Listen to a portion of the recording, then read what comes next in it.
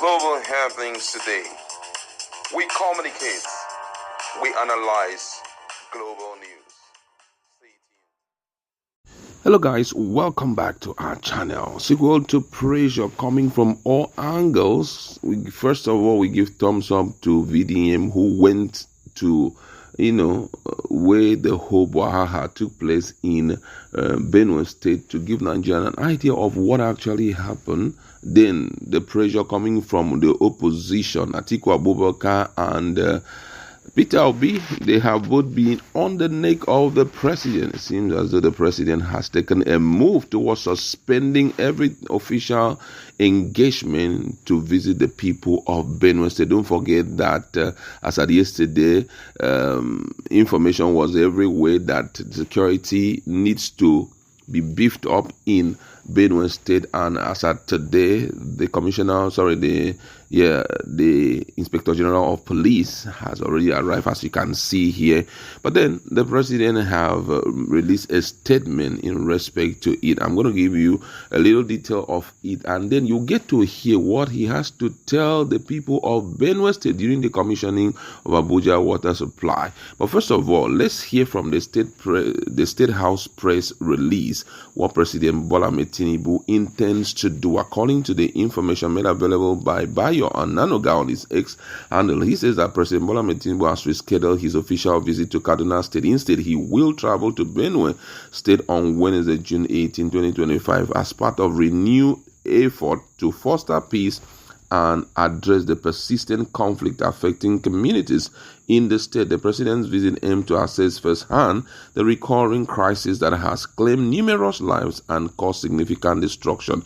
During his stay, President Tinubu will meet with all stakeholders, including traditional rulers, political, religious, community leaders, and youth groups to seek lasting solution to the hostility. In preparation for the visit, President Tinubu has already dispatched the secretary to the government of the Federation, the Inspector General of Police, Head of Intelligence Agency, the National Security Advisor, and the Chairman of the Senate and House Defense Committee to Benue State. The President is expected to hold a town hall meeting with all stakeholders during the visit. President Tinubu has previously condemned the ongoing violence in Benue State and called on all leaders and residents to embark on peace, love, and mutual understanding. He extended his heartfelt condolence to the families of the victim and to all those who have suffered losses as a result of the crisis. According to his itinerary release over the weekend, President Tinubu was scheduled to visit Kaduna State on Wednesday to commission various state government projects. However, the official visit will now occur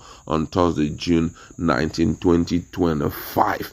Now, I would like you to listen to Mr. President Bola Ahmed Tinubu during the commissioning of the Abuja water supply and get to hear what he had to tell the people of Benue. Though some persons believe that the manner in which those statements were made, there was no iota of humanity in it. But then, possibly that's how Mr. President speaks. But let's listen to him, and we'll be back to share with you a video of Nnamdi Kanu making a prophetic statement during the time he was warning about Fulani headsmen and what they have been doing. That one is a very short video, but I would like you to watch it. Let's listen to what Bola Ahmed Tinubu said during the commissioning of Abuja water supply. Distinguished guests, ladies and gentlemen, please permit me to credit Eugenia Abu with the fact that we have a minute silence for the people, the victim of Benue. While I sympathize with the Benue people, I've spoken to the governor.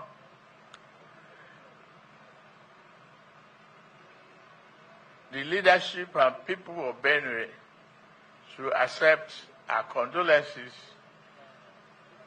and tried hard, very, very consciously, to maintain peace, harmony among themselves.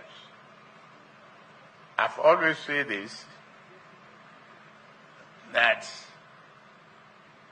we are one single huge family living in the same house, stay in different rooms,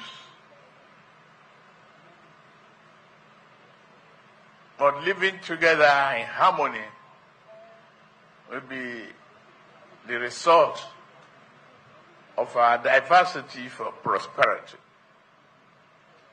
We should be able to manage our anger and frustrations. I sympathize those who have lost their life. I will adjust my program and go see Benue people on Wednesday.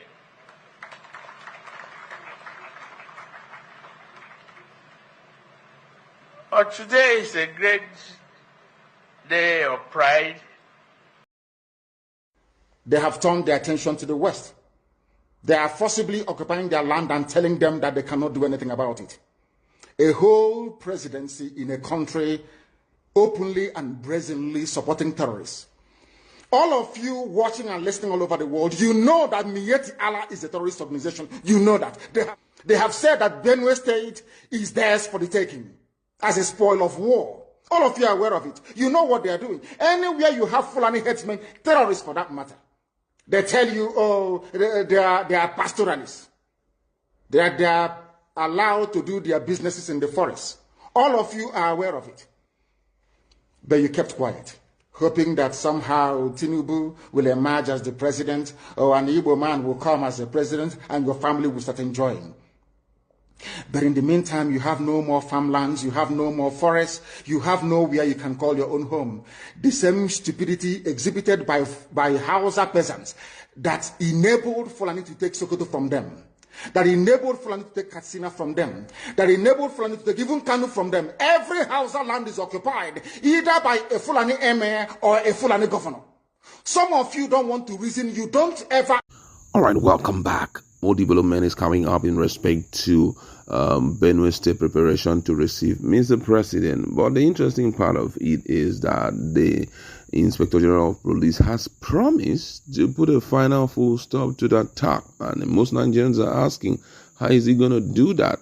Maybe time will tell. But however, the National Emergency Management Agency, NEMA, on Monday said that 6,527 people have so far been displaced by the attacks in Benue State. It also said that over 3,000 displaced residents, including women and children, were in urgent need of food, non-food items, potable water, and essential medical supplies. The Marine statement on its official X said those displaced include 82 pregnant women, 252 lactating mothers, and 657 children under 18. According to them, it said as of last night, displacement figure stood at 1,069 households, comprising 6,527 individuals.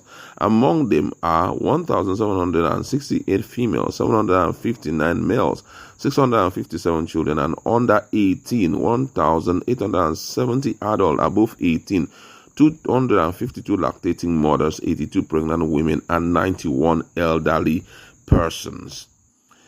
Urgent humanitarian support is being mobilized and delivered to alleviate the hardship of the displaced persons. The agency said the casualty figure from the attack in Yelewata community in Guma local government area were inconsistent due to the volatile security situation and limited access to affected area. It, however, said that the ongoing rescue and recovery operation were expected to provide more accurate figure.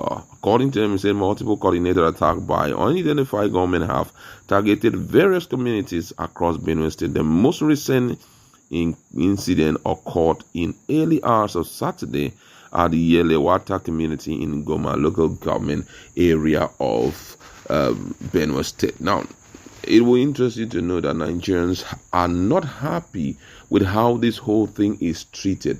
Reason being that it took Mr. President 24 hours to respond to what was going on in, Benue State. And, one of the things that has sparked so much concern had been the statement made by Mr. President talking about reconciliation on the part of the people. And the big question is, do we even know the reason why these people are doing what they are doing. Because as at yesterday, when Dangman paid a visit to Benue State, he said something. He met virtually everyone. They still do not know the reason why this is happening.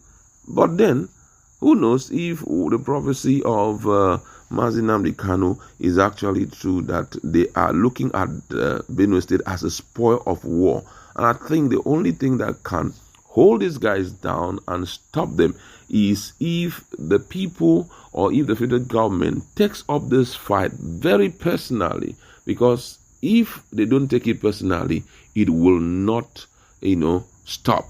And I think there's a good reason for, a state of emergency in Benue State. I mean, what happened in River State is not even 1% to what happened in Benue State. And then they declare state of emergency. So I think this is the ideal time, because already it seems as if external aggressors are taking over the states, and the capacity of the governor cannot be seen in forestalling it. Though he said that before now, more than, I think, 19 or 16 or 17 local governments were taken into captive, but due to, according to him, their fight and their struggle and his victories, they were able to recover, and right now they are occupying about 7 local governments. We don't know how true it is, because as far as we are concerned, what matters most is the life of the people. Humanity must be there, in the eyes of our leaders, for them to understand that, the essence of democracy is actually about the people and not about the place, the local government, but the people living there. That's what we like to live in. Let's meet in the comment section and talk more on this. Thank you.